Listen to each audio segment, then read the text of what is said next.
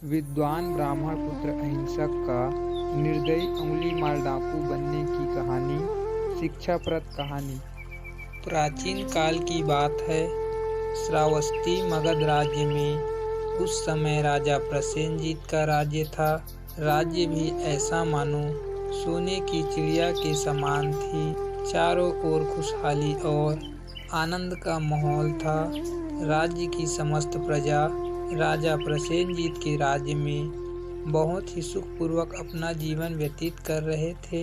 इसी राज्य के उत्तर दिशा में कुछ ही दूरी पर एक ब्राह्मण परिवार में एक तेजस्वी बालक का जन्म हुआ। ज्योतिष द्वारा उस बालक का नाम अहिंसक रखा गया।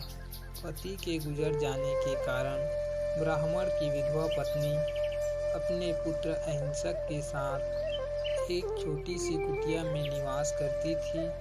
वह बालक अहिंसक जब बड़ा हुआ और जब उसकी शिक्षा दीक्षा का समय आया तो उसकी उसी राज्य के गांव हलहसे के निवासी आचार्य मणिभद्र, जो चारों वेदों के ज्ञाता और महान विद्वान थे, उनके पास अपने पुत्र अहिंसक को विद्या ज्ञान प्राप्त करने के लिए भेज दिया।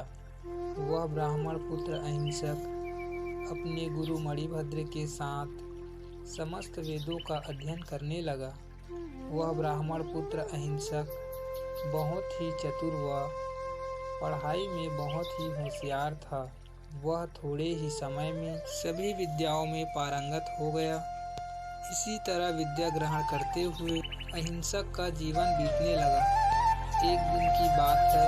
आचार्य मणिभद्र राजा के आग्रह पर अपने शिष्य अहिंसक को गृह घर की देखभाल करने के लिए कहकर राजा प्रसेनजीत के दरबार को चले गए। गुरु की आज्ञानुसार वह ब्राह्मण पुत्र अहिंसक गृह रक्षा करने हेतु वहीं पर बैठ गया। पर आचार्य मणिभद्र के बाहर चले जाने पर उस ब्राह्मण मणिभद्र की धर्म पत्नी, जो अहिंसक से मन ही मन प्रेम करती थी, वह अपने सभी कपड़े व जेवर उतारकर नग्न अवस्था में उस ब्राह्मण पुत्र अहिंसक के समीप आकर खड़ी हो जाती है। गुरु माता को नग्न अवस्था में सामने देख अहिंसक गुरु माता के सामने हाथ जोड़कर खड़ा हो जाता है और वह आचार्य की पत्नी से कहता है कि आप मेरे माता की तरह हैं, इसलिए आपसे विनती है कि आप अपना वस्त्र पहनकर अंदर चली जाओ। किंतु काम वासना से पीड़ित वह गुरु पत्नी ने अपने ही नाखून से अपने ही शरीर को नोच डाली और इसके साथ ही अपने आप को नग्न अवस्था में ही घर के एक खंभे से खुद को बांध दिया और जोर जोर से रोने लगी। जब आचार्य राजमहल से घर वापस आया तो अपनी धर्म पत्नी की यह हालत देखकर उसकी रस्सी से बंधी शरीर को खोलकर अपनी पत्नी से इस तरह खंभे से बंधे रहने का कारण पूछा। तब आचार्य की पत्नी ने मगरमच्छ की तरह आंखों में आंसू लिए हुए कहा कि आपके शिष्य अहिंसक ने मुझे गलत कार्य करने के लिए विवश किया और मैंने जब इनको इनकार किया तो मुझे जबरदस्ती इस खंभे से बांध दिया। अपनी पत्नी की इतनी बात सुन आचार्य मणिभद्र अपने शिष्य अहिंसक से अत्यंत दुखी और क्रोधित हुए और अहिंसक से कहा कि दुरात्मा, तुमने अपने माता समान गुरु पत्नी के साथ अनुचित व्यवहार करने का प्रयत्न किया है, जो महा अपराध है, और अब तुम्हें ब्राह्मण पुत्र कहलाने का कोई अधिकार नहीं है और मैं तुम्हें श्राप देता हूँ कि तुम भी अपने माता से दूर हो एक शिकारी की तरह जंगल में अकेला जीवन व्यतीत करो।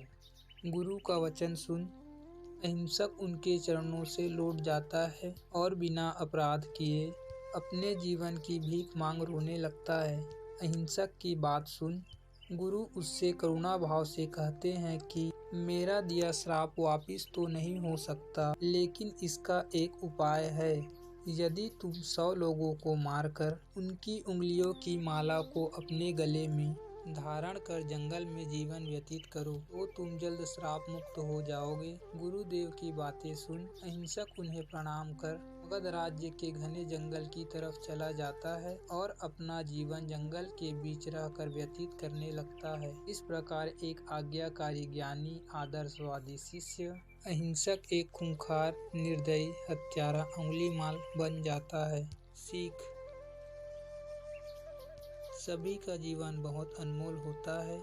हमें जीवन में कभी किसी के साथ अपने स्वार्थ के लिए ऐसा काम नहीं करना चाहिए जिससे कि उसका जीवन बर्बाद हो जाए। जैसे कि इस कहानी में उस ब्राह्मण की लालची कपटी पत्नी के किए की सजा उस विधवा के पुत्र अहिंसक को दरिंदगी पूर्ण जीवन काट कर चुकानी पड़ी, जिसने उस ज्ञानी बालक का पूरा जीवन बदल दिया और एक ज्ञानी बालक को एक खूंखार, निर्दयी, डाकू, अंगुलीमाल बना दिया। दोस्तों, यदि आपको यह शिक्षाप्रद कहानी अच्छी लगी हो तो मेरे इस छोटे से YouTube चैनल को लाइक, शेयर और सब्सक्राइब जरूर करें। आपका एक सपोर्ट मेरे जीवन को संवार सकता है। मेरा यह वीडियो देखने के लिए आप लोगों का बहुत बहुत धन्यवाद।